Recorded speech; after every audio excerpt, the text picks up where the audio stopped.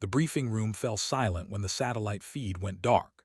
17 American soldiers trapped in a canyon so deep the mountains swallowed radio signals whole. Taliban forces closing from 3 sides. Artillery zeroed. Extraction impossible. The general stared at the topographical map like it might suddenly reveal an answer that didn't exist. Someone had scrawled 2 words across the mission folder in red ink. No way out. The nearest Apache was 40 minutes out. The Marines on the ground had maybe 10. Every pilot in the ready room knew the math didn't work, except one. Captain Alina Revenant Volkov stood at the back of the room, her flight suit still carrying dust from yesterday's sortie. She'd been watching the feed with an expression nobody could quite read. Not fear, not excitement, something colder, more certain. When the operations officer said the words, "Stand down until we have assets in position," she was already walking toward the door. The OPSO called after her. She didn't stop. Outside, the tarmac shimmered with heat. Her A-10 Thunderbolt sat on the hardstand like a scarred bulldog, nose art barely visible under layers of patched paint and carbon scoring. The crew chief looked up as she approached. "Ma'am, we're not spun up for." She was already climbing the ladder. The general caught up to her as she settled into the cockpit. "Captain, this mission is outside approved parameters. That canyon is a kill box. The ceiling's too low for fast movers and we have no fire support." Alina pulled her helmet on, fingers moving through pre-flight checks with mechanical precision. "Sir, with respect, those Marines don't care about parameters. Your aircraft took damage yesterday. Maintenance flagged the hydraulics. Hydraulics are secondary systems on a Warthog, sir. She'll fly." The general's jaw worked. He'd read her file, knew what she'd done in Syria when her wingman went down, knew why they called her Revenant. Came back from the dead, brought others back with her. He also knew the whispers in the ready room, too aggressive, too willing to bend metal and doctrine, the kind of pilot who either saved everyone or killed herself trying. He stepped back from the ladder. "You have one pass, Captain. One. Then you abort." Alina's hand paused over the canopy release. She looked down at him with eyes that had seen things generals only read about in after-action reports. "One pass is all I need, sir." The engine spooled up with a sound like tearing metal. The tower was already screaming over the radio about unauthorized departures. She didn't switch frequencies. The A-10 rolled forward, ungainly and brutal, a weapon designed for one purpose: bringing hell to people who thought they were safe. The Warthog clawed into Afghan sky at an angle that made the tower controller wince. Alina kept her climb shallow, reading terrain with instincts honed over 4 deployments. The mountains ahead rose like broken teeth, peaks still holding snow in July. Her heads-up display painted the world in vectors and threat diamonds, but she flew by something older than instruments. The canyon system sprawled across her tactical display like a crack in glass, each branch narrower than the last. The Marines were pinned in the deepest section, where rock walls climbed 700 feet on both sides. Standard close air support doctrine required 3,000 feet of separation. She'd be operating in less than half that. Her left engine coughed once, then smoothed. The hydraulic pressure gauge flickered yellow. She tapped it with one gloved finger. The needle settled. Mostly. "Bagram Tower, this is Hog 2-1 declaring emergency egress for immediate close air support. Coordinates follow." She rattled off the grid before they could respond. Let them log it however they wanted. The mission recorder was running. That's what mattered. The radio crackled. "Hog 2-1 Bagram Tower, you are not cleared for that airspace. Repeat, not cleared. RTB immediately." She switched frequencies. "Dagger 1-6, this is Hog 2-1, 30 mics out. Confirm your position." Static. She checked her transmission strength. Good signal. The canyon was just eating everything. She descended another 1,000 feet, letting the Warthog's ugly profile drop between mountain passes that made her navigation display scream terrain warnings. The ground effect turbulence rattled her teeth. Through the canopy, she could see goat trails scratched into cliff faces, ancient fortifications crumbling into scree. This land had been swallowing armies for 3,000 years. Wasn't about to stop now. 20 miles out, her radar warning receiver lit up. Someone was painting her with targeting radar. Not sophisticated. Probably Iranian-made fire control for anti-aircraft guns. She punched chaff and kept her line. The RWR shrieked again, closer. She could almost see the gunner's logic. Fat, slow American ground attack plane descending into a canyon. Perfect target. Except A-10s were built by people who assumed they'd be shot at. A lot. The titanium bathtub surrounding her cockpit could take 23 rounds all day. Tested that theory more times than she liked to remember. 15 miles. The canyon entrance yawned ahead, shadow black against sunlit rock. Her airspeed was already dangerously low for combat maneuvering. She nudged the throttles forward. The left engine hesitated, turbine temperature spiking into the yellow. She backed off, flew it gentle. Dagger 16, Hog 21, how copy, still nothing. Then faint through the static, taking fire, casualties, can't hold. The voice cut out. Young. Scared, exactly like every grunt who'd ever called for air support when the world was ending. Alina pushed the stick forward and dropped into the canyon mouth like a stone into a well. The world compressed into walls of ancient rock streaked with mineral veins, the sky reduced to a ribbon of blue overhead. Her wingtips cleared the narrowest sections by margins measured in feet, not yards. The A-10 wallowed through turbulence that bounced off canyon walls in unpredictable bursts. She rode it like a pilot twice her hours would never manage, making constant microcorrections that kept the Warthog centered in a corridor most jets wouldn't dare enter. The GPS signal degraded to nothing. She flew by visual reference and the tactical map burned into her memory during the brief. 2 miles in, the canyon forked. Left branch climbed toward a plateau. Right branch descended into the kill zone. She banked right, throttles at combat power, both engines screaming now. The temperature gauges climbed into red. Didn't matter. She wasn't landing this bird, just needed it to hold together long enough. The radio burst to life. Hog, this is Dagger 16. If you can hear this, we are danger close. I say again, danger close on all sides. They're in the rocks above us. We have 4 urgent surgical and cannot move them. She keyed her mic. Dagger 16, Hog 21 has your position. I need you to mark your perimeter with IR strobes right now. Negative. Hog, we're out of strobes. We're out. Gunfire erupted in the background of his transmission. Copy that, Dagger. I need you to describe your position relative to the largest rock formation you can see. There's a boulder field to our north, maybe 60 meters, looks like a giant's graveyard. Alina checked her map, found it, adjusted her attack vector. Dagger, I need all your personnel flat on the ground in 10 seconds. Don't care if they're bleeding, don't care if they're shooting. Flat, acknowledge. You're coming in. The disbelief in his voice was clear. Roger that, going hot in 5. Danger close means danger close today, Marine. Stay down. She toggled to her weapons panel. 30mm GAU-8 Avenger selected. The cannon that the A-10 was essentially built around. 7 barrels, depleted uranium rounds. Rate of fire that sounded like God tearing fabric. The kind of weapon you used when you needed to delete everything in a very specific direction.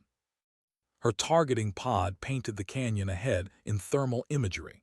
17 cold signatures clustered behind rocks. The enemy positions appeared on her display like flowers of heat. Muzzle flashes marked their locations in strobing white. They'd set up a perfect ambush, high ground on 3 sides, interlocking fields of fire. Textbook mountain warfare. They just hadn't planned for a pilot insane enough to bring an A-10 into terrain that violated every safety regulation written. Alina's thumb rested on the firing trigger. The Warthog shuddered as she dropped to 300 feet above the canyon floor. The walls were so close she could see individual strata in the rock, layers of geological time compressed and exposed. Her airspeed indicator hovered at stall speed. The stick felt mushy in her hand, the aircraft warning system screaming about altitude and obstacles and hydraulic pressure. She ignored all of it. The targeting reticle drifted across the northern rock formation. She could see them now with her own eyes, not just on instruments. Dark shapes moving between boulders, muzzle flashes, the slight heat shimmer that gave away concealed positions. She squeezed the trigger. The GAU-8 roared. The sound was apocalyptic even through her helmet, a mechanical thunder that rattled fillings and made the entire airframe vibrate.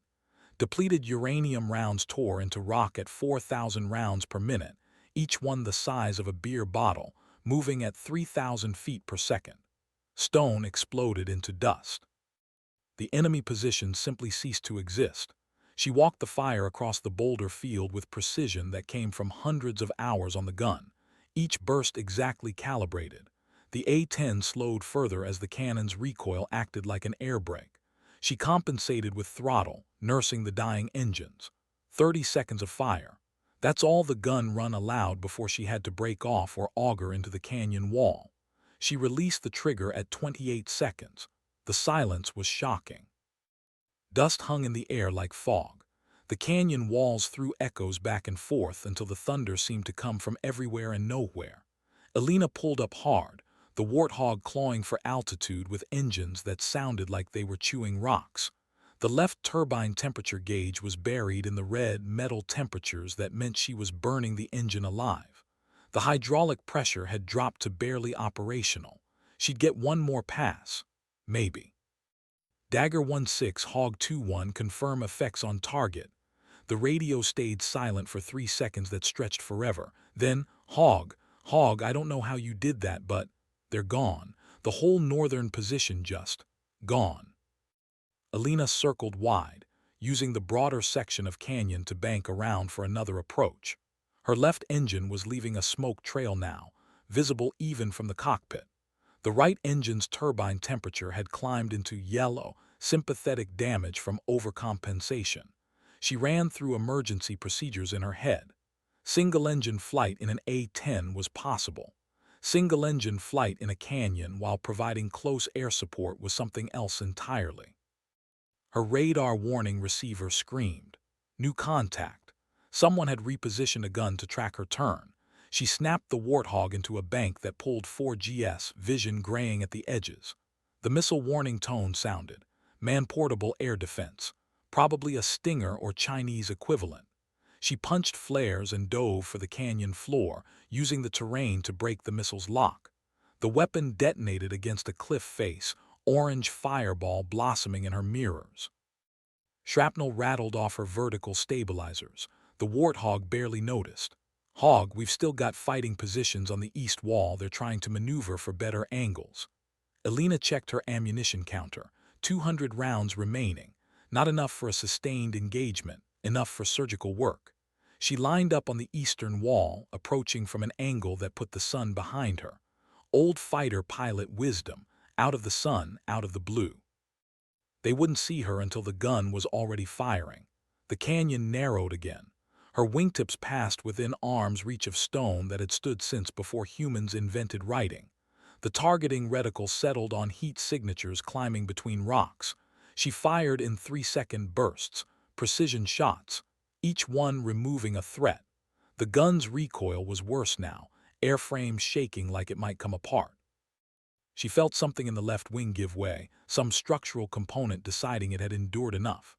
The warthog started to list. She corrected with aileron trim and rudder, flying the crippled aircraft through sheer force of will. The last burst emptied the gun. The cannon spun silent. She pulled up again, both engines now trailing smoke, the hydraulic failure warning light solid red. The flight controls felt like moving through concrete. Dagger 16, I am Winchester, how's your situation? We're clear, Hog, I can't believe. You actually did it. We're clear to move to secondary extraction point. Alina didn't respond immediately. She was too busy fighting the aircraft, which had decided it would very much like to enter an uncontrolled descent. The left engine seized completely, turbine locked. The warthog yawed hard. She countered with full right rudder, airspeed bleeding away. The canyon exit appeared ahead, the walls gradually widening toward open sky. Alina coaxed the dying warthog forward, trading altitude for airspeed, then airspeed for altitude, a delicate dance that kept the aircraft in the narrow envelope of controlled flight. The right engine was running on borrowed time, temperatures so far into the red they'd be pulling metal shavings from the turbine during teardown, if she made it far enough for a teardown. The stick vibrated in her hand, feedback from control surfaces that were barely responding. The hydraulic system had degraded to the point where she was essentially flying a 30,000-pound glider with one working engine and the aerodynamics of a shipping container. She cleared the canyon mouth and pointed the nose toward Bagram. 40 miles. Might as well be 400. Bagram Tower, Hog 2-1, declaring emergency, single-engine hydraulic failure, requesting straighten approach any available runway. The tower controller's voice came back crisp, professional. Hog 2-1, roger your emergency. Winds are 270 at 8. You're cleared to land runway 26. Emergency equipment is rolling. Negative tower, I'm not making the field. Need to find somewhere softer to set her down. She scanned the terrain below. Mountains gave way to foothills, foothills to scrub desert. They're 3 miles ahead.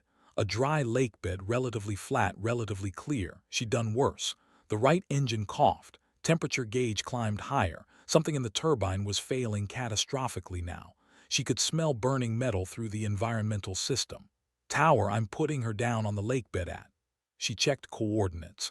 Grid November Charlie 476221. Send the bus when you get a chance. Hog 2-1, understand you are attempting forced landing. Confirm you are able to maneuver to the lake bed. Tower, I'm gonna be real honest with you. I'm not sure what this airplane is still doing in the air. We're going to the lake bed because that's where we'll be when we stop flying. She dropped the landing gear manually, the hydraulic system too far gone to operate it normally. The gear locked down with sounds she felt more than heard. Flaps were useless. She'd be coming in hot. The lake bed rushed up. She held the nose up as long as physics allowed, bleeding speed, the stall warning blaring. At the last moment, she cut the remaining engine and pulled the stick back into her lap. The A-10 settled onto the hardpan like a dropped safe. The landing gear collapsed immediately. She'd expected that. The Warthog skidded across the lake bed in a grinding shriek of tortured metal, throwing up a rooster tail of dust that turned the world opaque. Alina rode it out, hands locked on the stick though it no longer controlled anything, waiting for the impact that would mean they'd hit something solid. The aircraft slewed sideways. For a moment she thought they might roll. Then friction won over momentum. The world stopped moving. Dust settled. Her hands found the fire suppression system, flooding the engine bays with halon.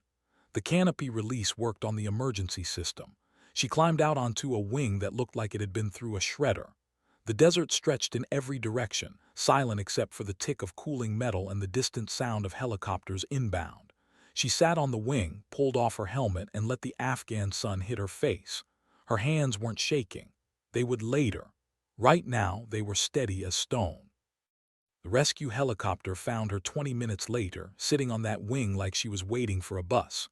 The crew chief who helped her down kept staring at the aircraft, at the damage, at the impossible distance she'd flown it in that condition.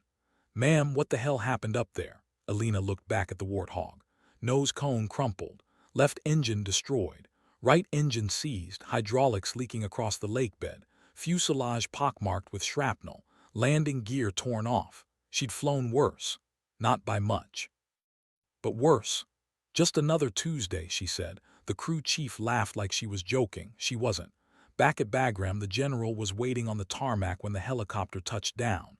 He watched her climb out, still covered in dust and hydraulic fluid, and for a moment he didn't say anything. Then, the Marines made it to extraction. All 17. 4 critical injuries stable. 0 KIA. Alina nodded. "Good. Captain, you violated direct orders, exceeded aircraft limitations, and destroyed a $20 million aircraft." "Yes, sir." He studied her face, looking for something. Remorse, maybe. Recklessness. He found neither. Just the same cold certainty he'd seen in the briefing room. "That was the most irresponsible piece of flying I've ever witnessed." He paused. "It was also the finest close air support I've seen in 30 years. Those Marines are alive because you decided regulations mattered less than lives. Regulations exist so we don't have to make that choice, sir. Sometimes we don't get that luxury." The general pulled a folder from under his arm. Her personnel file, thick with commendations and incident reports in equal measure. Word spread through Bagram before sunset. The pilots in the ready room heard it first, the story filtering through the ranks with the speed of fire through dry grass. Captain Volkov had put an A-10 into a canyon that wasn't on any approved flight path, prosecuted a close air support mission at altitudes that violated every safety protocol, and brought 17 Marines out of a kill zone the Taliban thought was a guaranteed slaughter. Then she'd crash-landed the dying aircraft in the desert and walked away. The initial reaction was skepticism. A-10s didn't fly like that. Pilots didn't fly like that. Someone was exaggerating. Then the mission recorder footage hit classified servers. Senior officers who'd flown combat missions in 3 wars watched in silence as the Warthog descended into the canyon, wings clearing rock walls by margins that made their stomachs clench. They watched the gun runs, the precision fire, the emergency maneuvering with a crippled aircraft. They watched her land a 30,000-pound aircraft on desert hardpan with no hydraulics and collapsed landing gear, riding it out with the kind of control that separated pilots who survived from pilots who became statistics. In the enlisted mess, the crew chief who'd launched her that morning bought drinks for anyone who'd listen. I told her the hydraulics were flagged. She said they were secondary systems. I thought she was crazy. He shook his head, grinning. Turns out crazy flies pretty good.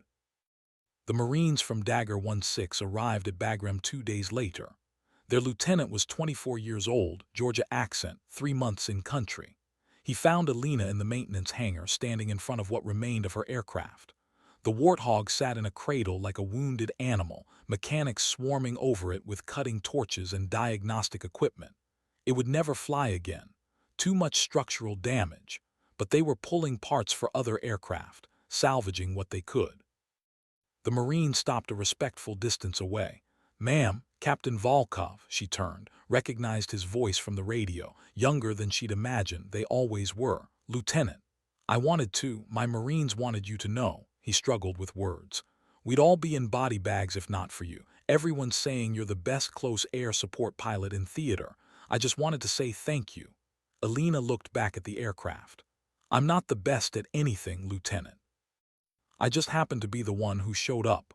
That's what the others said you'd say." He held out a patch, hand-embroidered, Dagger 16's unit insignia. The patch stayed in Alina's locker, pinned next to older ones. Kosovo, Iraq, Syria, each one representing a moment when the mission hadn't gone according to plan and she'd made it work anyway. The pattern of her career. The maintenance officer delivered the aircraft damage assessment 3 days after the landing. Total loss. Structural failure in multiple load-bearing frames. Both engines destroyed beyond repair. Hydraulic system compromised at 17 points. Fuel system leaking. The fact that she'd flown it at all, let alone conducted combat operations, would be analyzed in safety briefings for years as an example of both exceptional pilot skill and unacceptable risk-taking. The line between the two was apparently very thin.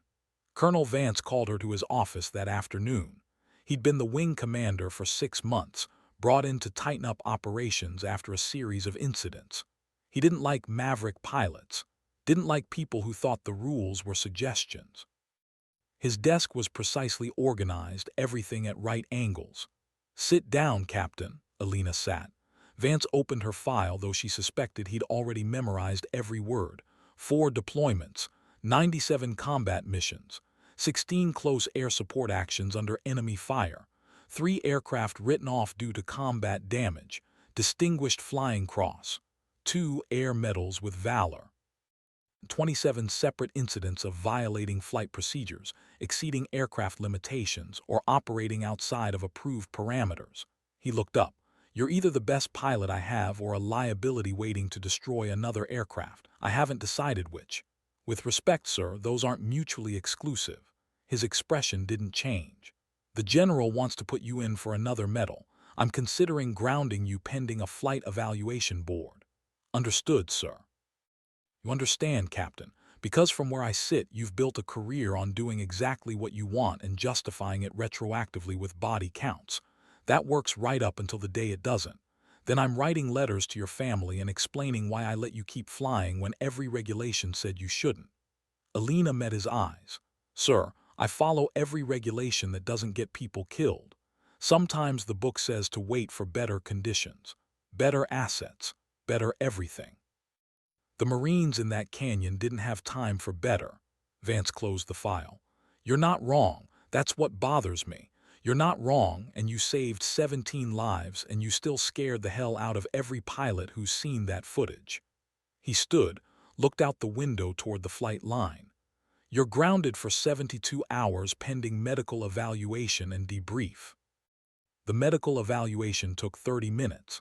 The flight surgeon checked her vitals, her reflexes, her responses, found nothing wrong. Pilots who'd survived worse crashes had walked away with less. She'd absorbed the G-forces better than the aircraft had. The debrief took 6 hours. Intelligence officers who specialized in close air support tactics, safety investigators, senior pilots who'd flown A-10s since the type entered service. They went through the mission second by second. Her decision-making, her risk assessment, the calculations she'd made in the moment about aircraft capability versus mission requirements. One investigator, an Air Force major who'd never seen combat, kept pushing about the canyon approach. "Captain, the regulations are explicit. 3,000 feet minimum separation for close air support in mountainous terrain. You operated at less than 500 feet. That's not bending the rules, that's shattering them." Alina leaned back in her chair. "Major, with respect, the people who wrote those regulations weren't in that canyon. I was. And the choice wasn't between safe and unsafe. It was between 17 dead Marines or 1 dead A-10. That's easy math. That's not your decision to make, Captain. You don't get to unilaterally decide which regulations apply." "Then who does? Because the Marines on the ground didn't have time for a committee meeting." The lead investigator, a colonel who'd flown combat missions in Desert Storm, held up a hand. "That's enough. Captain, walk us through your assessment of aircraft capability. You took off knowing you had degraded hydraulics. Why did you believe the aircraft could complete the mission?" Alina pulled up the technical readouts on her tablet. A-10s have triple redundant hydraulic systems. Primary was at 80%. Secondary was functional. Manual backup was full capability. I calculated I had enough system redundancy for a single-pass engagement with controlled egress. "You calculated wrong. The aircraft nearly killed you. The aircraft completed the mission. I'm fine with nearly." The room fell silent. The colonel studied her for a long moment. "You know what you remind me of, Captain? Every pilot I ever flew with who didn't make it to retirement. The ones who believed skill could overcome physics. Some of them were right until the one time they weren't. And some of them saved people who'd be dead if they'd followed the book." "True." He closed his notebook. "You're cleared to return to flight status. But Captain, next time you decide a mission is worth dying for, make sure you're right, because you only get to be wrong once." She was dismissed, walked back to her quarters in the fading light, watching F-16s take off for night patrols. The ready room was different when she returned. Subtle shifts in how people moved when she entered. The conversations that stopped, then restarted with her included instead of excluded. She'd been on the outside looking in since she arrived. Too aggressive, too willing to push limits, too much of everything except what made a good team player. Now the other pilots nodded when she walked past. One of the younger officers, fresh from training, asked her about canyon flying techniques. She gave him the truth. Don't fly in canyons unless people are dying and there's no other choice. He looked disappointed, wanted the secret, the trick. There wasn't one, just the willingness to accept that sometimes the right decision looked insane until it worked. The nickname spread faster than the story. Revenant. She'd heard it before, in Syria after the search and rescue mission that should have killed her. But here it took on new weight. The pilot who came back from impossible situations, who brought others back with her, who flew aircraft that should have fallen from the sky and landed them on willpower when the engines quit. She didn't encourage it, didn't discourage it. Names stuck or they didn't. This one stuck. A week after the Canyon mission, a new pilot arrived, fresh transfer from stateside, confident, well-trained, eager to prove himself. He made the mistake of asking about her in the ready room within her earshot. "So this is the pilot everyone's talking about. The one who crashed the A-10." An older pilot, a major with combat experience, cut him off. "She didn't crash it. She landed it after completing an impossible mission that saved 17 Marines. There's a difference." The new pilot looked at Alina. "With respect, ma'am, isn't that just semantics? The aircraft was destroyed." Alina didn't look up from the weather report she was reading. "You ever fly an aircraft that's trying to kill you, Lieutenant?" "No, ma'am." "Then you don't know the difference between a crash and a landing. One means you lost control, the other means you never did." She walked out. Let him think about it. Some lessons couldn't be taught in simulators. The operation's tempo increased as summer deepened. More missions, more requests for close air support, more young officers on the ground calling for help when the situation deteriorated beyond their training. Alina flew them all, not recklessly, not showboating, but with a precision that came from understanding exactly how far she could push the aircraft and herself. Each mission built the legend without her intending it. The Taliban learned her call sign faster than expected. Intelligence intercepts picked up radio chatter that mentioned Revenant specifically. The enemy fighters in the eastern provinces started calling in warnings when an A-10 appeared overhead. Some refused to engage when they heard her aircraft was in the area. Others took it as a challenge. The latter group learned the hard way that reputation sometimes preceded capability for good reason. One mission in particular made the rounds. A convoy ambush in Kunar province. Marines pinned down in a dry riverbed with no cover. Taliban fighters in fortified positions on both banks. Standard tactics said wait for artillery, soften the targets, then move in. Alina arrived before artillery was in range. Put the Warthog into a dive that started at 10,000 feet and didn't level out until she was below the ridgeline. Flew the riverbed at 50 feet, cannon tearing apart fighting positions before the enemy could track her. Pulled up through their fire, took 17 hits, stayed on station for another gun run. The Marines walked out. She brought the Warthog home with holes through both wings and part of the tail missing. Maintenance shook their heads.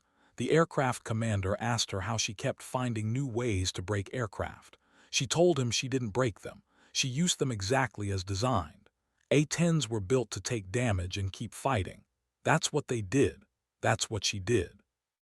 The problem was that most pilots treated them like they were fragile, treated themselves like they were fragile. She'd lost that illusion somewhere between Kosovo and Syria. Now she just flew the mission until it was done or she was dead. So far, the mission kept finishing first. Colonel Vance called her in again a month after the Canyon mission. She expected another lecture, more talk about regulations and safety margins. Instead, he handed her a commendation. Silver Star. For conspicuous gallantry in action. The general pushed it through, personally. Alina looked at the folder but didn't open it. Sir, I was just doing my job. No, Captain, your job is to fly close air support within established parameters. What you did was decide that 17 lives mattered more than your career or your safety. That's not in the job description, that's something else entirely. He sat down, gestured for her to do the same. I've been thinking about what you said. About choosing between the book and the mission. I spent 20 years following the book, built a career on it, never lost an aircraft, never lost a pilot, also never did anything that would make anyone remember my name. He looked at the photo on his desk, younger version of himself in a cockpit. Then I read the after-action reports from the Marines you saved. The ceremony was small, held in a hangar to avoid the heat. The general pinned the silver star on her chest while the wing stood in formation. She kept her eyes forward, expressionless. Thought about the 17 Marines who'd walked away from that canyon. Thought about the ones who hadn't walked away from other battles, other missions where the aircraft got there late or the support never came or the enemy fire was just too much. The mathematics of combat aviation. You saved who you could. The medal was acknowledgement, but it didn't change anything. She'd fly the next mission the same way, push the same limits, accept the same risks, because the alternative was standing in formations like this and pinning medals on people while Marines died waiting for air support that followed all the rules and arrived too late. After the formation dismissed, the Marine lieutenant from Dagger 16 was waiting. He'd flown up from his fire base specifically for the ceremony. Ma'am, I wanted to be here. My whole squad wanted to come, but we couldn't all get transport. Alina shook his hand. How are your wounded? All stateside. 2 are already back on duty. The other 2 are recovering. Doctors say they'll make it. He hesitated. We had a memorial service last week.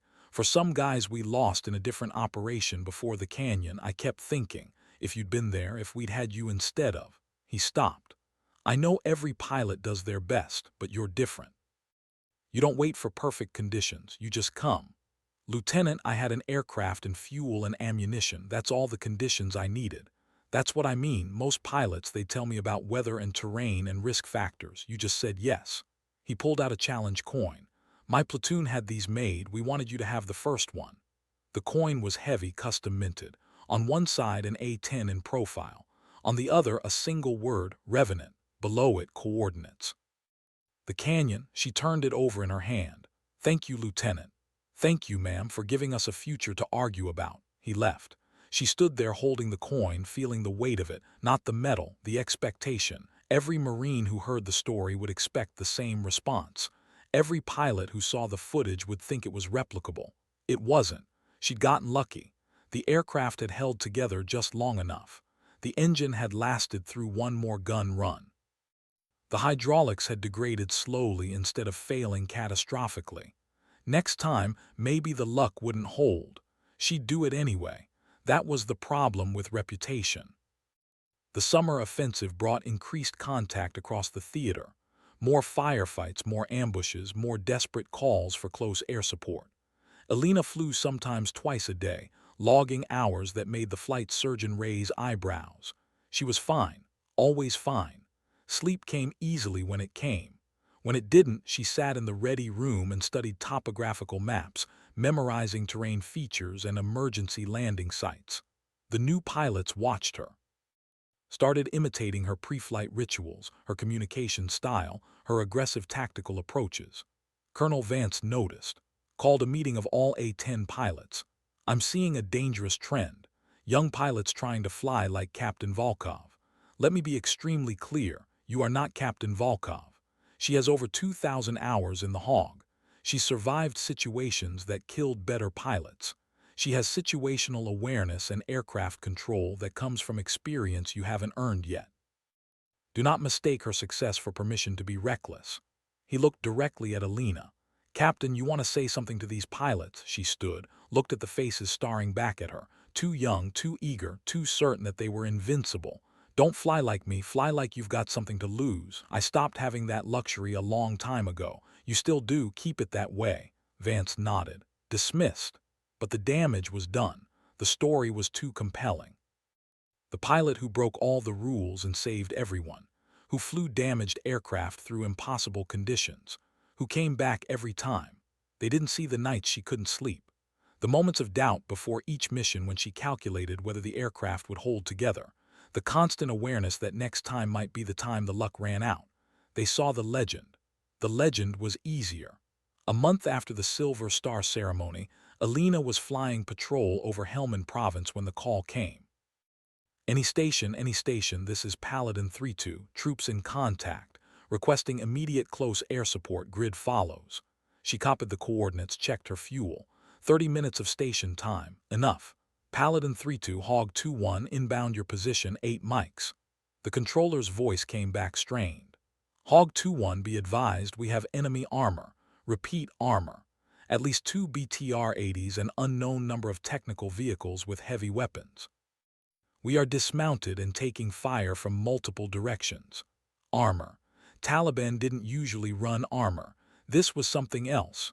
She pushed the throttles forward, the Warthog accelerating to combat speed. The battlefield spread below her in textbook ambush formation. U.S. Special Forces team pinned in a compound.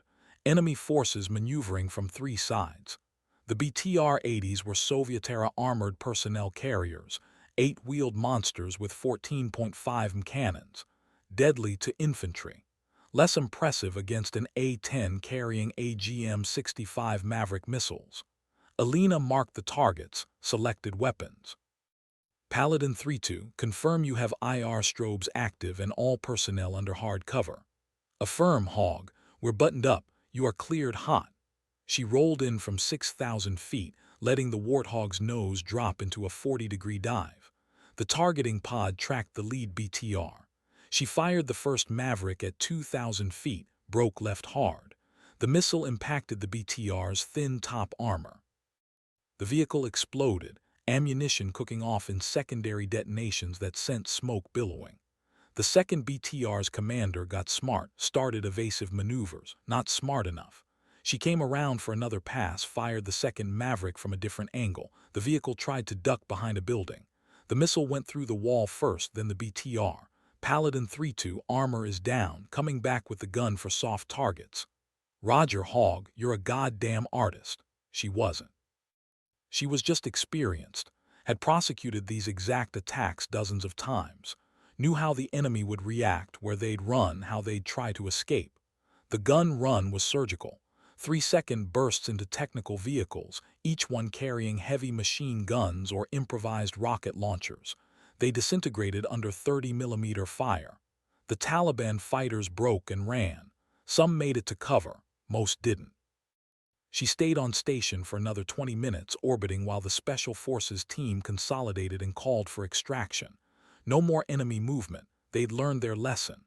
Hog 2-1, Paladin 3-2, you just saved our collective ass. Again, how many times is that for you? Alina checked her mission log, realized she'd lost count. Don't worry about it, Paladin, just doing the job. Well, you're damn good at it. She flew back to Bagram, landed, went through post-flight procedures. Another mission, another successful engagement, another entry in her logbook. The only thing that changed was the number. The squadron had a gathering that night, informal, beer and stories. Someone asked her to tell the canyon story. She declined. They'd all seen the footage. They didn't need her narration. But a captain from another squadron cornered her outside. You know what they're saying about you, right? That I'm reckless and lucky in equal measure. He laughed. That you're the best combat pilot in theater, maybe the best they've seen. The Marines are trading stories about you like campfire legends. Stories get better with each telling. I'm just a pilot who shows up when called. That's the thing though, you always show up. Other pilots, sometimes they wave off. Conditions aren't right. Enemy fire too heavy. Whatever, you just come in anyway and make it work. Alina looked at the night sky, stars brilliant in the desert darkness. Those other pilots are probably smarter than me. Maybe, but they're not the ones the Marines ask for by name. She'd heard about that. Units requesting her specifically for close air support. Command had shut it down. You got who was available, but the requests kept coming. Informal channels. Radio chatter that somehow made its way to operations. Everyone wanted Revenant when things got bad. The responsibility sat heavy. She couldn't be everywhere. Couldn't answer every call. Some missions would go to other pilots, and those pilots would do their best, and sometimes their best wouldn't be enough. And she'd hear about it later, the casualties, and wonder if she could have made a difference. The wondering was worse than the missions. She went back to her quarters, tried to sleep. Couldn't. Sat up reading technical manuals on A-10 systems, looking for more ways to squeeze performance out of aging aircraft. Found marginal improvements. Procedures that might buy an extra 5 minutes of flight time with degraded systems. Angles of attack that reduced fuel consumption without sacrificing combat effectiveness. The accumulation of small advantages that separated those who survived from those who didn't. Her phone rang at 300 hours. Operations. Ma'am, we've got a situation developing. Multiple units in contact across 3 provinces. Every available aircraft is being scrambled. How soon can you be wheels up? Alina was already pulling on her flight suit. 15 minutes. Make it 10, it's bad out there. She made it in 8. The Warthog was already being armed and fueled, crew chiefs working under floodlights. She did the fastest pre-flight check of her career, trusting the maintenance crews had done their job. They had. She was airborne before the sun touched the horizon, flying toward coordinates where Americans were fighting and dying and calling for someone to help. She was someone. That had to be enough. The mission lasted 6 hours, 3 separate engagements, 2 gun runs that depleted her ammunition, 1 emergency resupply at a forward operating base. She landed back at Bagram running on fumes and adrenaline, debriefed for 30 minutes, then went straight back to crew rest. The cycle repeated, mission after mission, day after day. Alina flew more combat hours that month than any other pilot in theater. The flight surgeon grounded her for mandatory rest. She argued he didn't budge. She spent 2 days in her quarters, restless, listening to radio traffic and knowing there were missions she could be flying. On the 3rd day, Colonel Vance visited. Captain, you look like hell. Thank you, sir. I feel adequately rested. He almost smiled. The flight surgeon says you're exhibiting signs of operational fatigue. Degraded sleep patterns, elevated stress markers. His recommendation is 2 weeks of leave. Sir, with respect, there's a war. I'm aware there's a war, Captain. I'm also aware that you're no good to anyone if you burn out completely. You've flown 90 missions in 4 months. That's triple the squadron average. I can handle it. I know you can. That's not the point. The point is you shouldn't have to. He sat down, gestured for her to do the same. I'm pulling you from combat rotation for 1 week. You'll serve as mission planner and tactical advisor. Use that brain for something other than computing gun-run angles. Then we'll reevaluate. It wasn't a suggestion. Alina spent the week in operations, planning missions for other pilots. Found it harder than flying them. She could see the tactical pictures, knew the optimal approaches, but had to watch other pilots execute differently. Not worse. Us different, most of them came back safe. A few took damage. One had to abort a mission when weather deteriorated beyond safe flying conditions. She reviewed the footage later. He'd made the right call, following procedures, living to fight another day. She still wondered if she could have completed the mission. The wondering was dangerous. She knew that, but couldn't stop it. The instinct to push through obstacles had been cultivated over years, reinforced by successful missions that probably should have failed. It was hard to recalibrate. On the 7th day, she returned to flight status, immediately drew a mission, close air support for a Marine patrol in Kandahar province. Routine should be simple, should. The patrol walked into a kill zone 30 minutes after she arrived on station. The ambush was sophisticated, coordinated. The enemy had learned from previous engagements. They'd studied her tactics, adapted. The Marines were pinned in an irrigation ditch with no cover. Enemy fire came from fortified positions in a village. Civilians were still present. She couldn't just level the place. Hog 2-1, Paladin 4-6, we need guns on that tree line north of the village. Danger close. Alina studied the imagery, saw the problem. The tree line was 200 meters from the irrigation ditch. Danger close meant within 600 meters. This was closer than close. She came in low, using terrain masking to stay beneath the enemy's sight lines until the last moment. The Warthog popped over a ridgeline doing 300 knots. She had maybe 4 seconds before ground fire would start tracking her. The targeting reticle settled on the tree line. She fired. The GAU-8 tore through palm trees and fortified positions with equal contempt. She walked the fire precisely along the enemy line, close enough to the Marines that they felt the pressure wave from the rounds passing overhead. Close enough that if she'd miscalculated by 5 degrees, she'd have killed them herself. The gun fell silent. She broke hard right, pulling GS that grayed her vision. Tracers arced up from positions she'd missed. The Warthog shuddered as rounds impacted the fuselage. Warning lights illuminated. She ignored them, focused on the tactical picture. The Marines were moving, using the suppression to break contact. Another enemy position opened up from a different angle. She marked it, came around for a second pass. This time they were ready for her. The volume of fire increased dramatically. More tracers, more impacts. Something in the right engine exploded. Temperature spiked. She shut it down, continued the gun run on the left engine alone. The cannon roared again. The enemy position disappeared in dust and debris. Paladin 4-6, you're clear to extract. I'll stay overhead until you're out. Hog, you're smoking. You need to RTB. I'll RTB when you're safe. Move.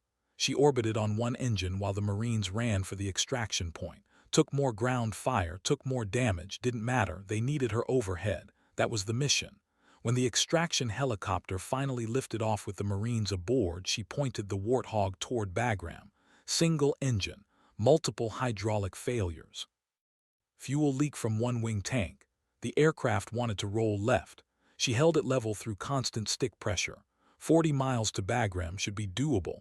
At 30 miles, the left engine started running rough. Oil pressure dropping, temperature climbing.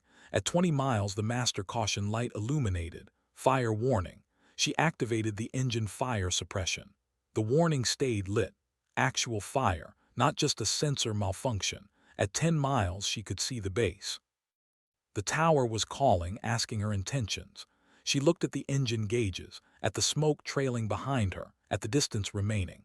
Tower, Hog 2-1, I'm going to make the field, probably. Have the crash crews ready just in case. Hog 2-1, you are cleared for emergency landing, runway 26. She flew the pattern like she was carrying precious cargo, because she was, herself, the wounded warthog, the mission data recorder that would tell the story of what happened. The landing was controlled chaos. Alina brought the smoking warthog down on centerline, both main gear touching simultaneously despite the aircraft's desire to roll. The nose gear settled. She immediately deployed the drag chute. It deployed asymmetrically, torn by shrapnel. The aircraft started to weather vane.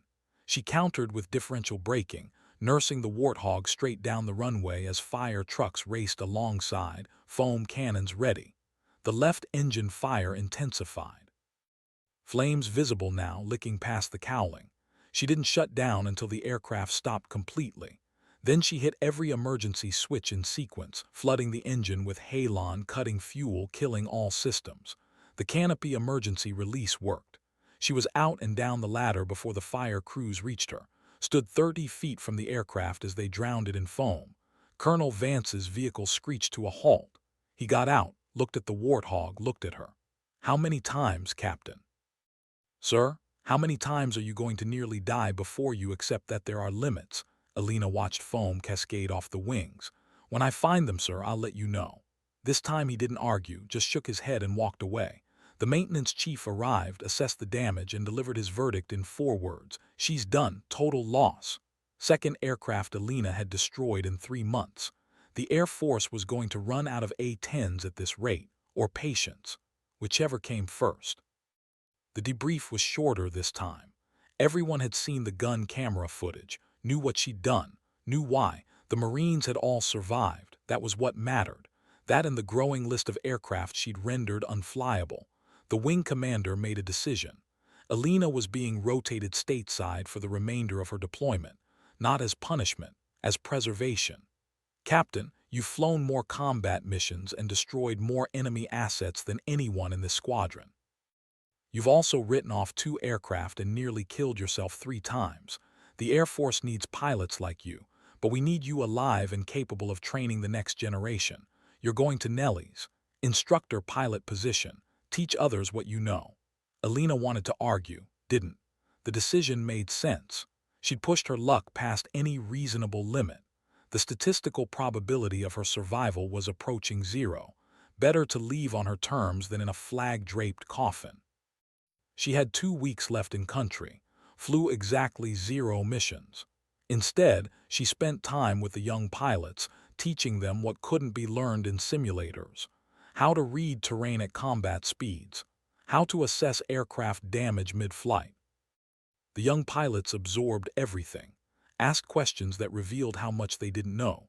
Alina answered honestly, holding nothing back. This was her contribution now. Not flying missions, teaching others to fly them better.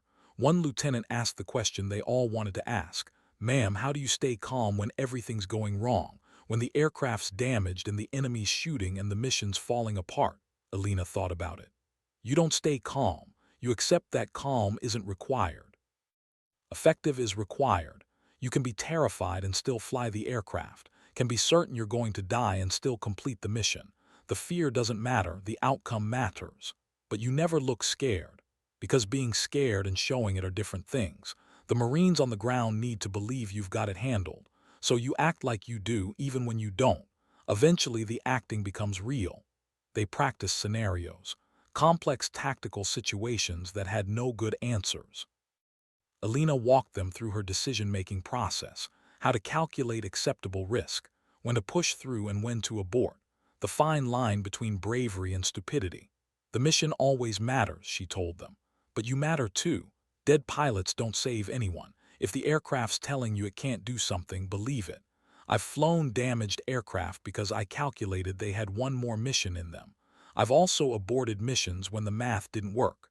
Knowing the difference keeps you alive." A captain who'd been flying for 5 years raised his hand. "How do you calculate that in the moment, when there's no time to think? You think faster, compress the decision cycle, see the problem, assess options, execute solution. The more you practice, the faster it gets. Eventually it's instinct, but instinct built on experience. You can't skip the experience part." Her last week in Afghanistan passed quickly. She attended awards ceremonies for other pilots, watched mission briefings, stayed away from the flight line, easier that way. On her final day, the squadron gathered. Colonel Vance presented her with a plaque.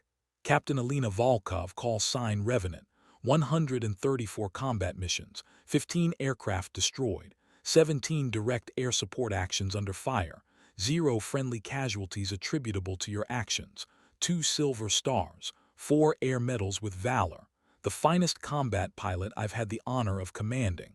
The room applauded. Alina stood there feeling disconnected from the moment. These were her people.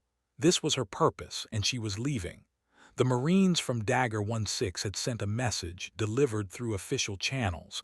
They'd all survived their deployment, all going home, wanted her to know. Nelly's Air Force Base, Nevada, was a different world from Afghanistan. Clean, organized, safe. Alina reported for instructor duty with mixed feelings. She understood the logic. Experienced combat pilots were invaluable for training. She could save more lives teaching than flying. The math was sound. It just felt wrong. The students at Nelly's were skilled. They'd completed basic flight training, advanced tactical courses, and extensive simulator time. What they lacked was the accumulated experience of combat, the thousand small decisions that separated adequate pilots from exceptional ones. Alina's job was to compress that learning curve. Her first class consisted of 8 pilots fresh from A-10 qualification. Young, confident, untested. She stood in front of them and saw herself 10 years ago. I'm Captain Volkov. I've flown over 100 combat missions in the A-10. I've been shot down, shot up, and flown aircraft that should have fallen from the sky. I've made every mistake you're going to make, and some you haven't imagined yet. My job is to keep you from repeating them. She pulled up footage from her canyon mission, watched their faces as the Warthog descended into terrain that violated every safety regulation. This mission saved 17 Marines. It also violated at least a dozen flight procedures and destroyed a $20 million aircraft. When you watch this, I don't want you thinking about how cool it looks. I want you thinking about all the ways it could have gone wrong. She froze the frame at the narrowest point of the canyon. Here, right here. My left wingtip cleared that rock wall by 4 feet, my right by 6. If I'd miscalculated by 5 feet in either direction, I'd have impacted at 200 knots. There'd be no heroic story, just a smoking crater and 17 dead Marines anyway. One student raised his hand. But you didn't miscalculate, you made it work. I got lucky, and I had 2,000 hours of flight time that let me be lucky effectively. You have 200 hours. Don't confuse my experience for your capability. The training progressed.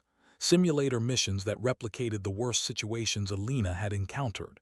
Aircraft malfunctions, enemy fire, terrain limitations, weather degradation. She threw everything at them, then showed them how to work through it. Not recklessly, methodically.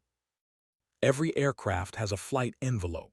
The manufacturer defines it with comfortable margins. In combat, you're going to exceed those margins. The question is by how much? You need to know the aircraft so well that you can feel when you're approaching actual limits versus posted limits. They practiced emergency procedures until they could execute them by muscle memory. Engine failures, hydraulic losses. 6 months into her instructor role, Alina received word that she'd been selected for promotion to major. The ceremony was professional, brief. She pinned on her new rank and went back to teaching. The promotion meant more responsibility. She was assigned to develop new close air support tactics, incorporating lessons learned from recent operations. It meant reviewing mission footage from across the theater, including missions that had gone wrong. She watched gun camera video of A-10s prosecuting attacks she would have executed differently. Watched pilots abort missions she might have pressed. Watched a few flights where pilots pushed too hard and paid for it. One crash in particular stayed with her. And attempting a gun run in mountainous terrain, the pilot misjudged his pull-up, impacted a ridgeline at 300 knots. The investigation concluded pilot error, overconfidence, trying to execute maneuvers beyond his skill level. The pilot's commander noted in his interview that the deceased had frequently cited Revenant's Canyon mission as inspiration. Alina read that line 5 times, felt something cold settle in her chest. She requested a meeting with the wing commander at Nellie's. "Sir, I need to know if my reputation is getting pilots killed." The commander, a general who'd flown combat missions in 3 wars, studied her. "That's a hell of a question, Major." "It deserves a hell of an answer, sir. I've seen the footage. Young pilots trying to fly like I did in Afghanistan, pushing aircraft past safe limits because they think that's what combat aviation requires. And you think that's your fault? I think I made it look easier than it was. I think some pilots see the successful missions without understanding all the unsuccessful attempts that taught me where the limits actually are." The general pulled out a file. "I've reviewed your combat record extensively, Major. Yes, you pushed boundaries. You also saved over 100 lives through direct action.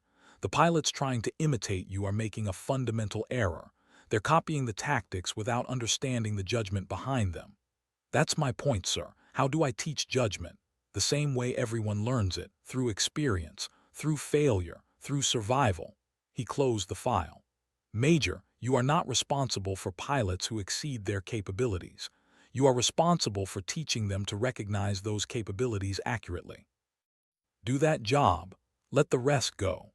She tried, focused on building decision-making skills rather than just tactical execution, taught her students to assess situations comprehensively, to recognize when pushing forward was right and when it was suicide. A year at Nellie's turned into 2. Alina built a reputation as the hardest instructor in the A-10 program. She failed students who couldn't demonstrate adequate judgment, pushed back on commanders who wanted to rush pilots through training, made enemies among people who thought she was too demanding. She didn't care. Her students were going to combat zones where mistakes got people killed. Better they learn their limits in Nevada than discover them over Afghanistan. Some students rose to the challenge.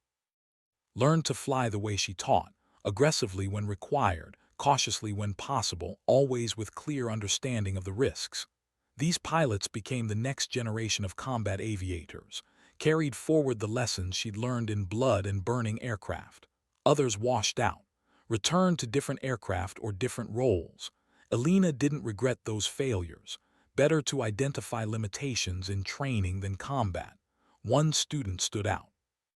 Captain James Morrison, prior service Army, switched to Air Force to fly A-10s. He had combat experience as a forward air controller, understood the ground perspective. "Major, why do you teach us to break so many rules?" Alina looked up from the mission plan they were reviewing. "I don't teach you to break rules. I teach you to understand what the rules are protecting you from. Then you can make informed decisions about when the protection matters more than the mission." "But you broke rules in Afghanistan." "I made calculated decisions that violated regulations I understood thoroughly.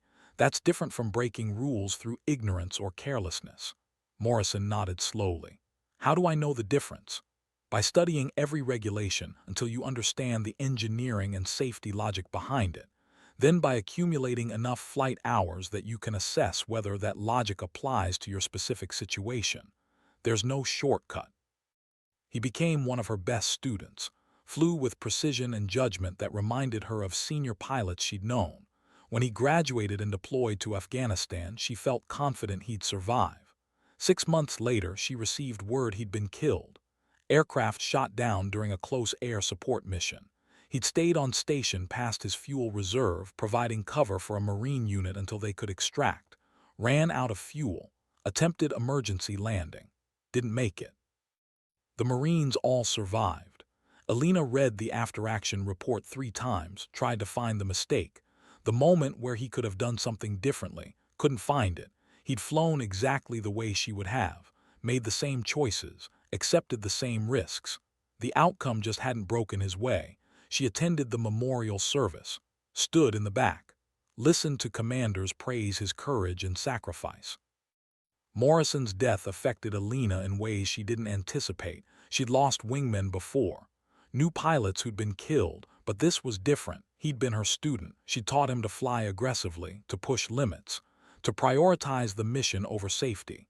Now he was dead. She stopped sleeping well, spent nights reviewing her teaching methods, questioning every tactical decision she'd emphasized. wondering if she'd sent him to his death by making combat aviation seem survivable when the statistics said otherwise. The wing commander called her in after she failed her third consecutive student in 1 week. "Major, we need to talk about your evaluation standards." "Sir, those students demonstrated inadequate judgment. I won't certify them for combat operations when they can't. They demonstrated adequate judgment by any reasonable standard. You're applying criteria that no one can meet because you're blaming yourself for Morrison's death." Alina started to respond, stopped. "He was right. Sir, I taught him to be aggressive, to accept risk for the mission. That's what killed him." "No, Major, what killed him was enemy ground fire and bad luck. He made the right tactical decisions. Sometimes right decisions still get you killed. That's combat." "Then what's the point of training if the outcome is random?" "The outcome isn't random. It's probabilistic. Good training reduces the probability of death. It doesn't eliminate it. Morrison knew that. He made his choices with full knowledge of the risks." The general leaned forward. "Major, you've been teaching for 2 years. You've trained over 100 pilots. 90% of them are currently serving in combat zones. Survival rates so far, 98%. That's significantly better than the historical average. You're doing exactly what we need you to do." "That's still 2% who didn't make it." "Yes, and if you'd been flying those missions instead of them, maybe they'd have survived. Or maybe you'd be dead and they'd be teaching. The mathematics of war don't allow for perfect outcomes, just better ones." Alina wanted to argue, couldn't find the words. He dismissed her. She walked out into Nevada sunshine and wondered how many more students she'd train who wouldn't come home.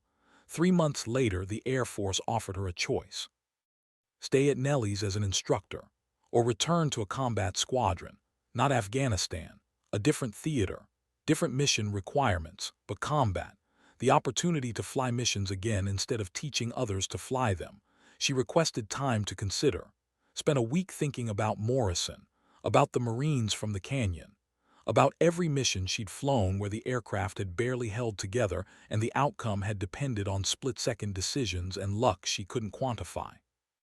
The decision crystallized while watching student flights from the control tower.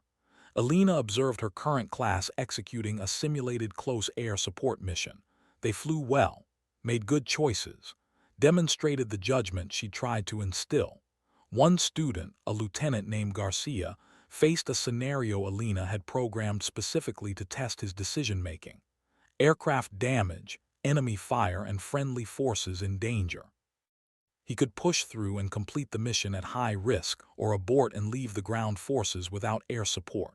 Garcia aborted, returned to base, explained his reasoning in the debrief. The aircraft damage meant he couldn't guarantee accurate fire. Risk to friendlies outweighed potential benefit. Alina marked him as a pass. He'd made the right choice. She also knew that 2 years ago in Afghanistan she would have pressed the mission, and probably gotten away with it. But probably wasn't certainty, and she'd been lucky more times than skill could explain. Maybe that was the lesson, the one she needed to teach most clearly, that knowing when to abort was as important as knowing how to fight. That survival to fly another mission mattered. That sacrifice was sometimes necessary but shouldn't be the default response. She submitted her decision to the Air Force. She'd stay at Nellie's, continue teaching. The combat days were done. Not because she couldn't still fly those missions. Because she could serve better by ensuring the next generation flew them smarter than she had. The wing commander approved her decision. "I think you're making the right choice, Major, though I suspect you'll always wonder." He was right about that too. She reported to class the next morning. 8 new students fresh from qualification. Young faces, confident expressions. She pulled up gun camera footage from Afghanistan, her canyon mission. "This is what a successful close air support mission looks like when everything goes right. Now I'm going to show you 5 missions where everything went wrong and the pilots died. Your job is to identify the exact moment where each pilot's decision-making diverged from mine, because the difference between this successful mission and those fatal ones is about 3 seconds of judgment." They watched, learned. Some of them would survive combat, some wouldn't, but they'd all have the best preparation she could provide. That had to be enough. Months became years. Alina's reputation evolved from combat pilot who destroyed aircraft to instructor who prepares pilots for reality. She developed training scenarios that other bases adopted, wrote tactical manuals that became required reading, testified before congressional committees about close air support requirements and A-10 modernization needs, made major contributions to the A-10 community without flying combat missions. 5 years after leaving Afghanistan, Alina received an invitation to speak at the Air Force Academy, a lecture series on combat aviation. She accepted, prepared remarks about tactical decision-making and aircraft limitations. The auditorium was packed.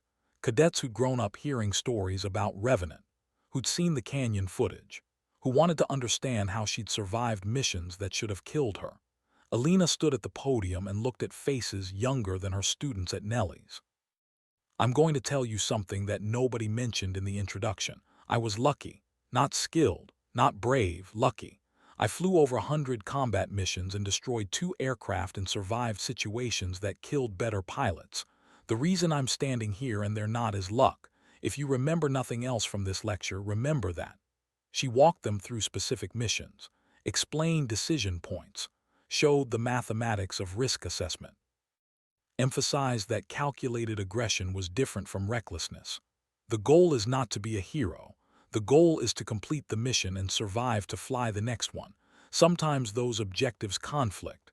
When they do, you make the choice that lets you sleep at night. For me, that meant prioritizing the lives of people on the ground over my own safety.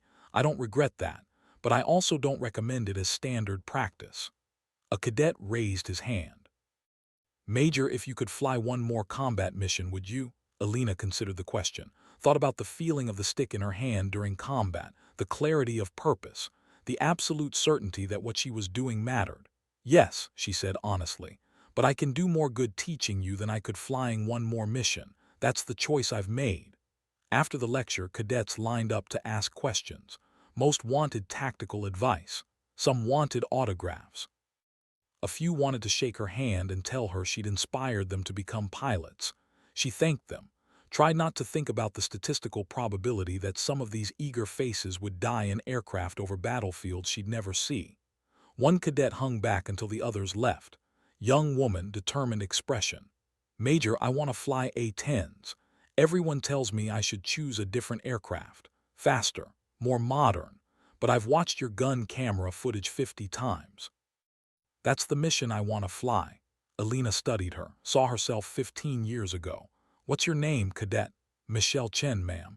Cadet Chen, the A-10 is old, slow, ugly. It gets shot up regularly and the Air Force keeps trying to retire it. You'll fly close to the ground where everything can shoot at you. The missions are dangerous and the margins are thin. Why would you choose that? Chen didn't hesitate. Because when Marines are dying and they call for help, I want to be the pilot who shows up, not the one who was too far away or too fast or in the wrong aircraft. I want to be the one who can help. Alina saw it then. The same certainty she'd carried through 4 deployments, the same willingness to accept risk for a purpose that mattered, the same dangerous confidence that you could make a difference. The A-10 community needs pilots like you, Cadet, but promise me something. Yes, ma'am. Learn from my mistakes. Study every mission where I nearly died. Understand that surviving those situations required luck I can't teach you. Be aggressive when you need to be, but be smart always, because dead pilots don't save anyone. I promise, ma'am. Chen saluted. Alina returned it, watched her walk away and wondered if she just encouraged someone who'd die in a canyon similar to the one that made Alina's reputation. The thought haunted her flight back to Nellie's. 7 more years at Nellie's. Alina made lieutenant colonel, was offered a squadron command, declined. She served better in the training pipeline than in administration. The wing commander didn't argue. He understood that some pilots were teachers and trying to make them commanders diminished their actual contribution. She continued refining tactics, training students, writing doctrine, stayed connected to combat operations through constant communication with deployed squadrons, provided real-time tactical advice during complex missions. Her call sign lived on. Deployed pilots still talked about Revenant. The stories had evolved, become larger than the reality. She was mythological now. The pilot who'd flown through impossible situations and always survived. The legend bothered her. It simplified complex decisions into heroic narratives, made it seem easy when nothing about combat aviation was easy. But she also understood the legends served a purpose. They gave pilots something to aspire to, a standard of competence and courage, as long as they didn't confuse the legend with permission to be reckless. On her 20th anniversary of military service, Alina received orders. The Air Force wanted her at Air Combat Command Headquarters, strategic planning role, shaping the future of close air support across all services. It meant leaving flying behind completely.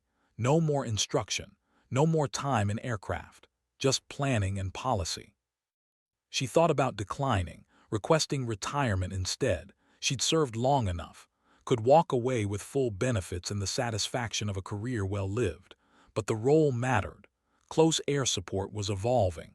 New aircraft, new tactics, new threats. If she could influence that evolution, ensure the next generation had the tools and training they needed, that was worth more than the satisfaction of flying.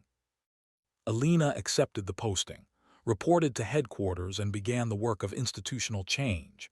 It was harder than flying combat missions. The bureaucracy moved slowly. Every new tactic required approval from multiple layers of command. Every equipment request faced budget constraints. Every training modification encountered resistance from people invested in existing systems.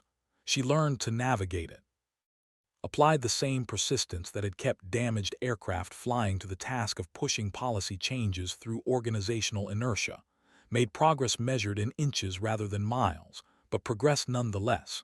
3 years into the headquarters role, she was invited to a change of command ceremony at Bagram. The outgoing commander had specifically requested her presence. Alina flew commercial to Afghanistan, her first time back since leaving combat operations. The base looked different, more developed, more permanent. As if the war had settled into routine, she attended the ceremony, watched the new commander assume responsibility for operations. Then the outgoing commander called her to the stage. "Ladies and gentlemen, we have a special presentation. 10 years ago, Captain Alina Volkov, call sign Revenant, flew a mission that saved 17 Marines in a canyon that everyone said was impassable. Those Marines are men now, some still serving, some veterans. They pooled their resources to commission something they wanted to present today. 2 Marines in dress uniform carried forward a framed print, original artwork showing an A-10 in a canyon, wings nearly touching rock walls, gun firing. At the bottom, 17 names, the Marines from Dagger 16, and a plaque, to Major Volkov, Revenant, you gave us our futures, we will never forget." Alina stood there, staring at the artwork. All 17 had survived not just that day, but their entire deployments, had come home, built lives. Some had families now, children who existed because she'd flown a mission that broke every regulation. The lead Marine from Dagger 16, older now but recognizable, stepped forward. "Ma'am, we wanted you to know that your choice mattered. We've lived years we wouldn't have had. That's your legacy." She tried to respond, couldn't find words, just nodded. They understood. After the ceremony, she walked the flight line.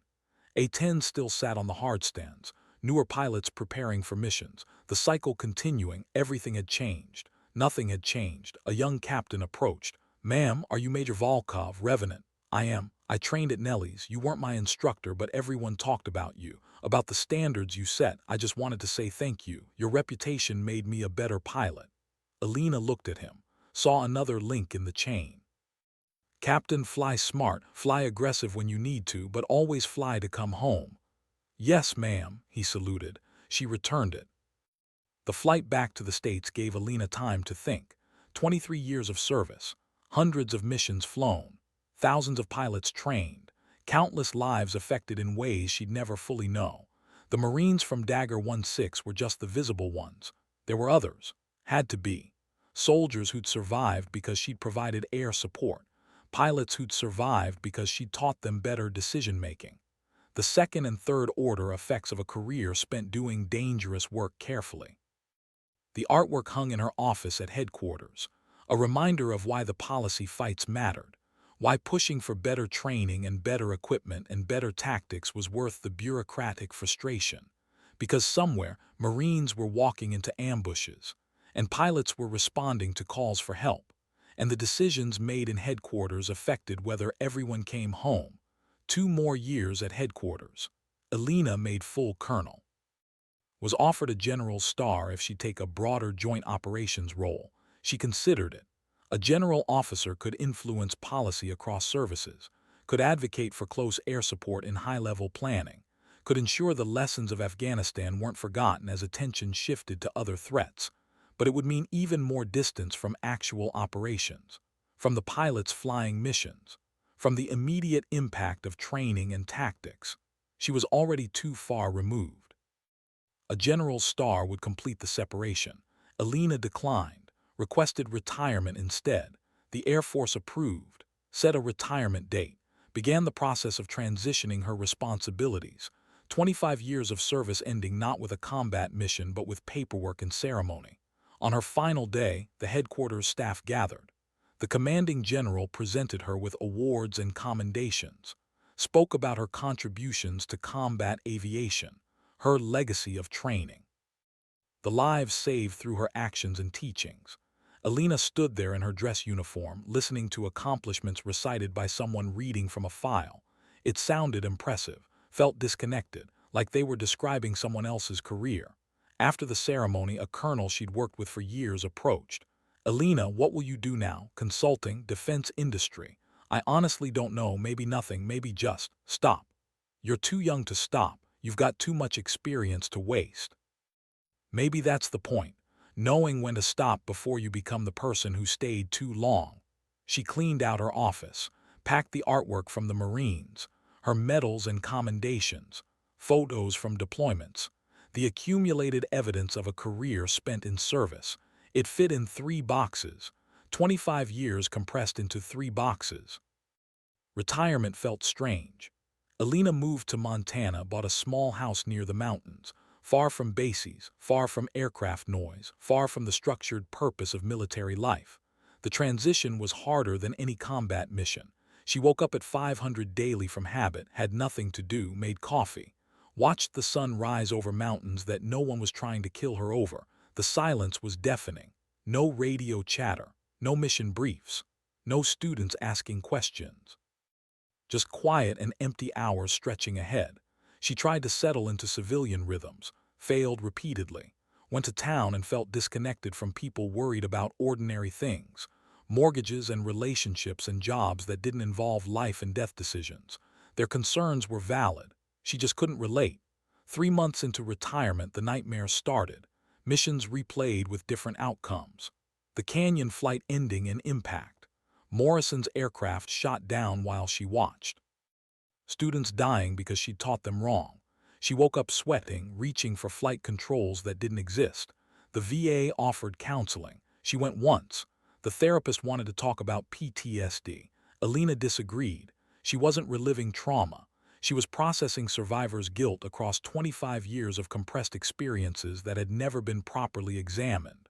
"I trained over 1,000 pilots," she told the therapist. 98% survived their combat deployments. "I should be proud of that ratio. Instead, I can name every single one in the 2% who didn't make it, can tell you their faces, their last missions, their mistakes, my mistakes in training them. That's not a reasonable burden to carry. Maybe not, but I carry it anyway." She stopped going to counseling, tried to manage it herself, took long runs through mountain trails, pushed her body until exhaustion forced sleep. It worked, mostly. 6 months into retirement, Alina received an email from Michelle Chen, the cadet who'd wanted to fly A-10s. She'd graduated, completed training, been assigned to a squadron deployed to Syria, wanted Revenant to know she was flying combat missions, doing exactly what she'd promised. The email included gun camera footage, Chen prosecuting a close air support mission. The tactics were familiar: aggressive approach, precise fire, clean execution. Alina watched it 3 times, saw herself in Chen's flying, the same willingness to get close, the same confidence in the aircraft, the same certainty that the mission mattered more than safety. The similarity was gratifying and terrifying in equal measure. She replied, "Captain Chen, well done. That was textbook close air support. Also remember what I taught you about calculated risk versus recklessness. The line is thin. Stay on the right side. And congratulations on living the dream you described at the academy. More emails followed from other former students, other pilots who trained under her standards or heard her lectures. They were deployed worldwide, flying missions over Syria, Iraq, Afghanistan still, other places she couldn't name. Each email was a reminder that her influence continued, that the tactics she'd developed and the standards she'd enforced were actively keeping people alive in combat zones. It helped, gave purpose to retirement. She became an informal advisor to deployed pilots. They'd email tactical questions. She'd respond with detailed analysis.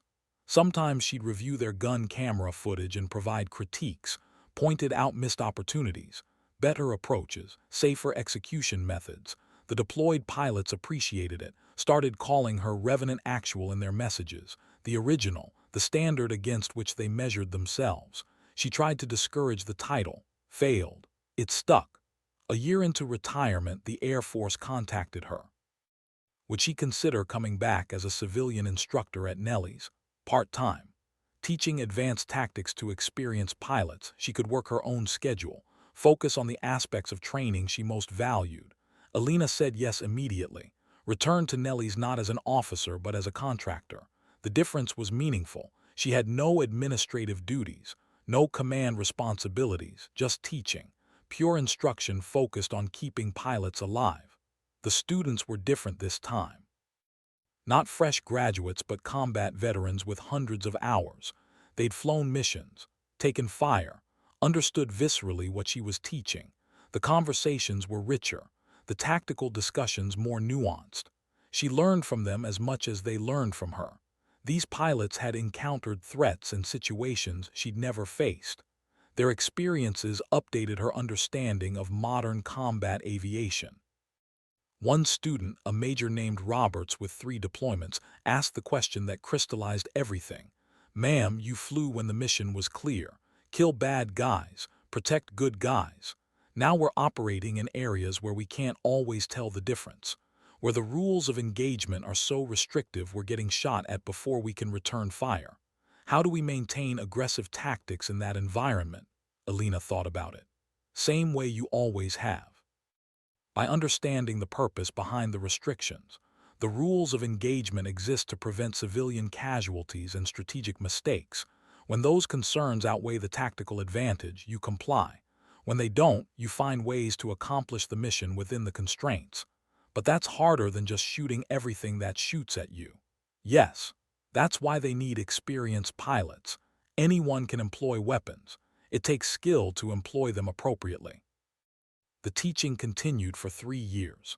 Alina divided her time between Montana Solitude and Nellie's instruction.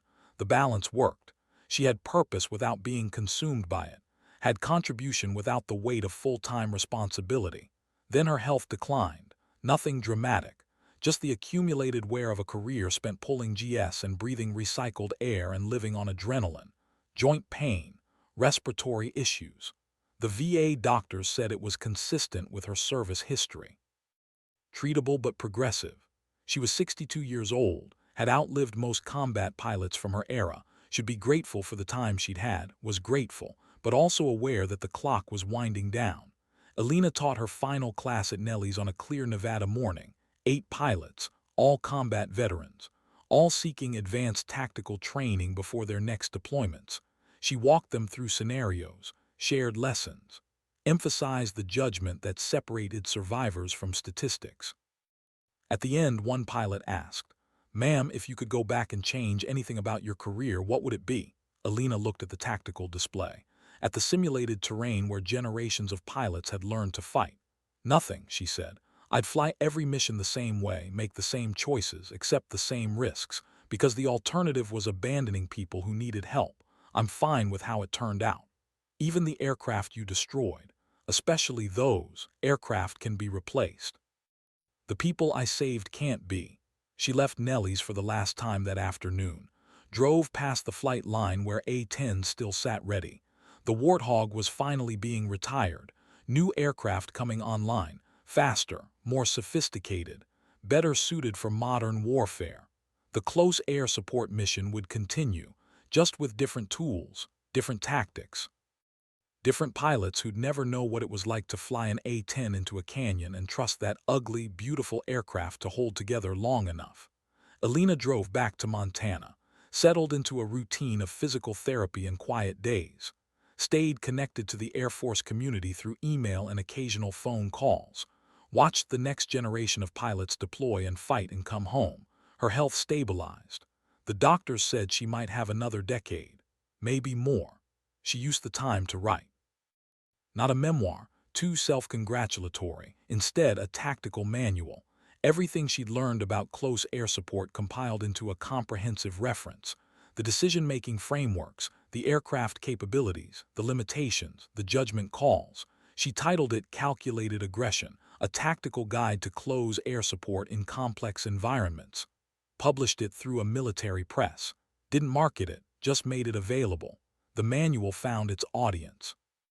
Word spread through the close air support community. Revenant had written the definitive guide. Pilots deployed with copies. Instructors used it as required reading. War colleges assigned chapters. The manual became the standard reference, not because of Alina's reputation, but because every page reflected hard-won experience. No theory, just practical wisdom from someone who'd survived every situation she described. 10 years after retirement, Alina received an invitation to the Air Force Museum in Dayton, Ohio. They were adding an A-10 to the permanent collection, not just any A-10. One of the warthogs she'd flown in Afghanistan, not the canyon bird that one had been too damaged to preserve, but the aircraft from her first deployment. Battered, scarred, covered in maintenance patches and battle damage repairs. The museum wanted her present for the dedication. She flew commercial to Dayton. Her first time on a plane in years where she wasn't the one flying. It felt wrong, passive, but her hands weren't steady enough for stick and rudder anymore. Age had accomplished what enemy fire never did, made her unable to fly. The museum ceremony was small, military leadership, aviation historians, a few veterans from units she'd supported. The aircraft sat in the center of the hangar, ugly and magnificent under spotlights. The museum director spoke about the A-10's service history, its role in close air support, the lives saved by pilots who'd flown the type. Then he introduced Alina. Colonel Volkov flew over 200 combat missions in aircraft like this one. She exemplified everything the A-10 community stands for: courage, precision, and unwavering commitment to the troops on the ground. Her call sign, Revenant, became synonymous with pilots who answer the call no matter the odds. Alina stood at the podium, looked at the aircraft, saw hydraulic stains and patched bullet holes and metal fatigue visible even from a distance. "This aircraft is ugly," she said, "slow, vulnerable, everything modern warfare says we shouldn't build. But for 2 decades, when Marines called for help, this is what showed up. Not because it was the best aircraft, because it was the right aircraft, built for one purpose, bringing people home." She gestured to the battle damage. Every scar on this airframe represents a moment when something tried to kill the pilot and failed.